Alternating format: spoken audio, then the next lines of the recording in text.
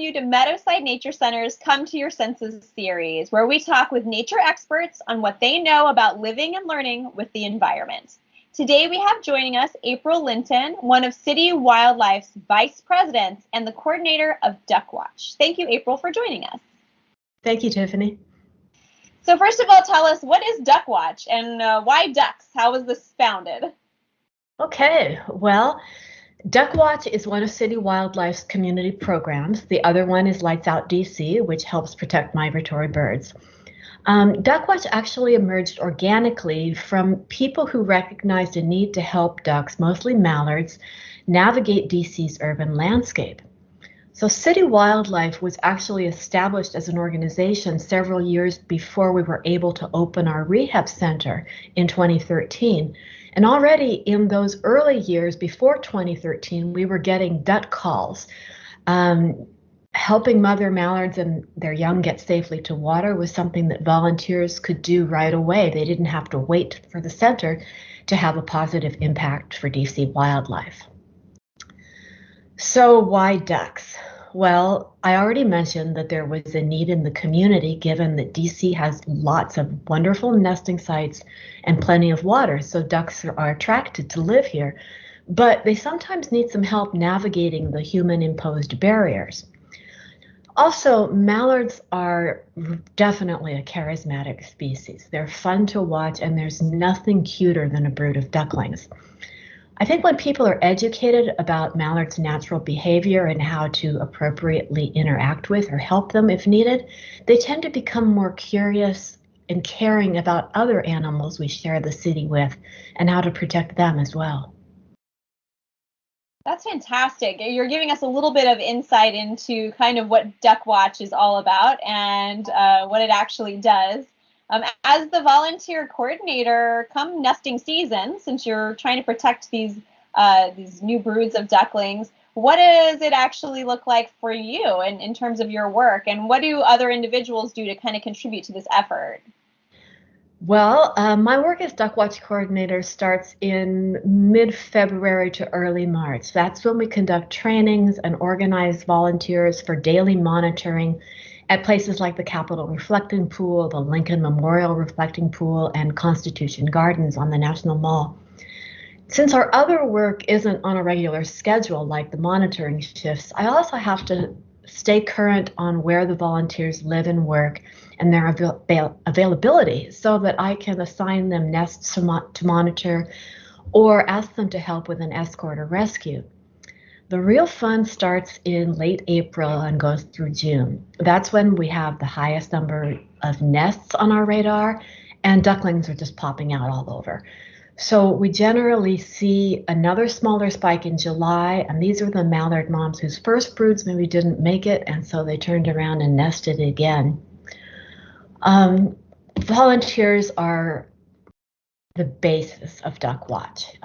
We do not have any paid staff. So we really need them to be reliable, trained, and available. Now, if somebody's not reliable, they don't last long. Everyone is trained, but there are going to be various levels of experience, and I never want to set somebody up for failure by assigning them to do something they're not ready for. So I try to assign more and less experienced volunteers to work as teams. Availability is also huge. Volunteers who have more flexibility during daytime hours are probably going to help out more and become experienced faster, but everybody can help. And here I do have to give a huge shout out to City Wildlife co-founder and president Ann Lewis, who is definitely Duck Watch's Uber volunteer. She is certainly reliable, experienced, and available, and she has mentored a lot of us. And actually, the first time I did an escort of a mallard family in 2015, before I was even involved with City Wildlife, Anne is the one who coached me over the phone. That sounds like an incredible start to quite a journey. So if other people are interested, how do they get involved? Just go to citywildlife.org. In the volunteer section of our website, there's an application. You don't have to live in DC, but our work is limited to the district, so do be aware of that. So I have heard you speak on the City Wildlife website, and I know that you've mentioned that ducks really don't see sort of urban or rural habitat; they just see habitat. So tell us, from your experience, how do you think increased urbanization has really contributed to the need for programs like Duck Watch? Well, one thing that we see a lot in DC is the condo and apartment buildings going up. And they've got landscaped courtyards, green roofs, or roof gardens. And the mallards are moving right in. So adult ducks survey and access the landscape by air, and we don't think they accurately perceive depth from as it is from the ground level. So they end up choosing nest sites that are excellent in terms of the safety and proximity to water, except they could be on the 12th floor or on somebody's balcony or in an enclosed courtyard surrounded by high walls. And so year over year, we're responding to more of what we call these rescue situations. So if somebody were in a condo or an apartment, they notice that they've got, ducks nesting there on their balcony, or if somebody has a courtyard with ducks nesting, is there something that they should do to alert Duck Watch, or when does that come into play? Yeah, absolutely. We really like to be alerted of nests, even if they're not in a trapped situation.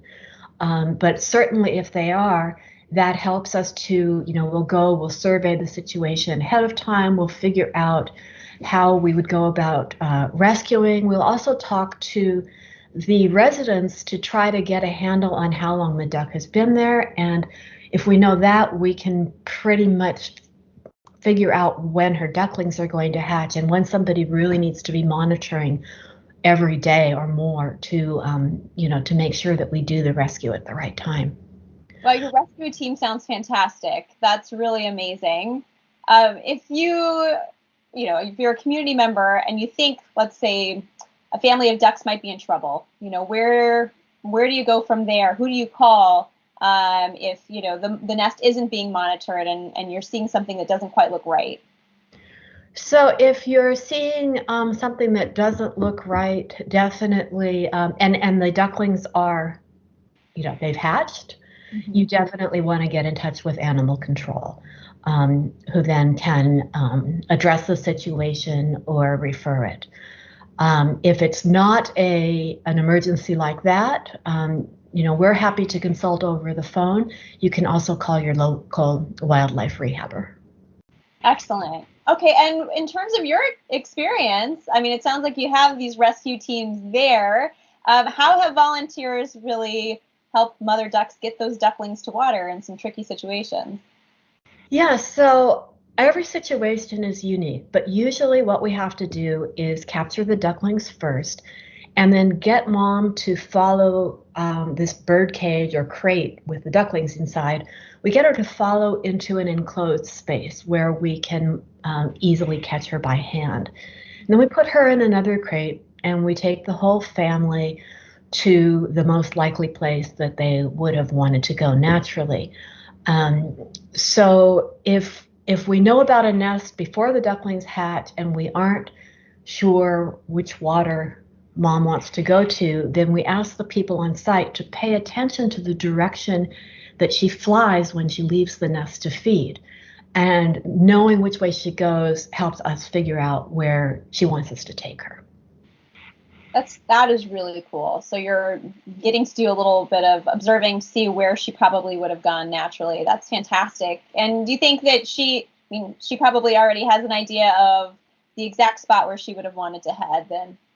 Oh, absolutely. The mallard pairs know which water they want to raise the ducklings in, and the drake knows where the nest is. The mom, while she's nesting, she flies off to the water. She sees her drake, and so we really care that we're taking her where she wants to go because that's going to increase the ducklings' chance of survival. This reminds me of the children's story, Make Way for Ducklings. I bet you guys hear about that one quite often. Oh, I've got a copy upstairs. It's fantastic. So I have some more questions for you, and this is such a impressive project and so well organized. It's really, really amazing. I can only imagine the amount of volunteer time and work, like you were saying, it really takes. So in terms of the ducks, are you thinking that maybe ducks are always harmed by human development, or do you think that there are some ways that maybe mallards can even benefit from the development that's happening around? Is there things we should be thinking about in terms of like designing our cities around ducks? What do they need? Yeah, that's a great question. And mallards and Canada geese are very adaptive to human-centered habitats. Ideally, developers should think about sustaining or even creating natural wetland ecosystems so the waterfowl can rely on natural food sources. So a great example of that is the new National Native Americans Memorial at the Smithsonian National Museum of the American Indian.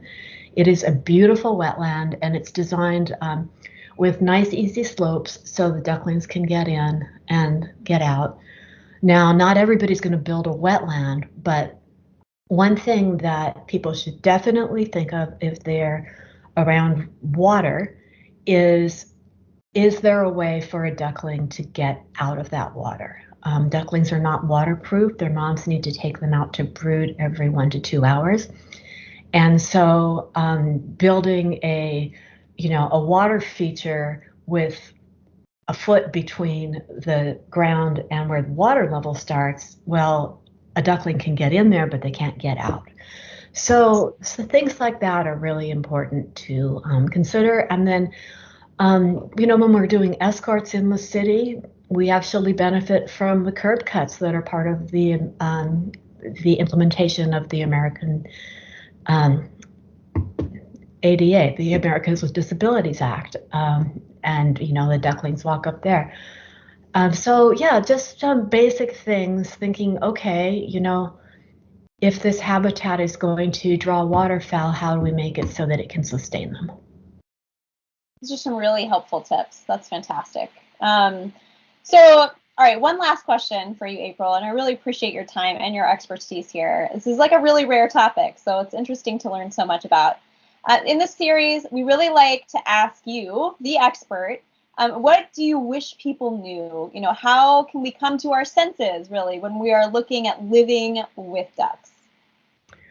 Well, I definitely wish everyone knew that ducklings aren't waterproof. What I said. I wish people knew that if they're helping a mother duck get her ducklings to water, it's okay to scoop the ducklings up over the sides of curbs or pick them up to help them. It's a myth that touching the young birds will alienate them from their parent. So those are two main things. And just more broadly, I'd like people to know that waterfowl are wonderful neighbors and that they're unique individuals who engage in social learning just like we do. So humans have basic needs, but how we fill those needs depends on our culture. And we really see a lot of that going on with our urban waterfowl. And having the ducks and other waterfowl in urban spaces really gives us a wonderful opportunity to learn more about them and to have them be more accessible to us so we can learn to respect their needs and their boundaries. Well, thank you so much, April, for teaching all of us a little bit more about how to live in and around and respect our waterfowl neighbors. So we really appreciate your time, and thank you. Everyone, make sure you take a look at City Wildlife's page and make sure that you take a look at Duck Watch. Thank you. All right, so I'm going to stop the recording, April. Stop the recording, April. Stop the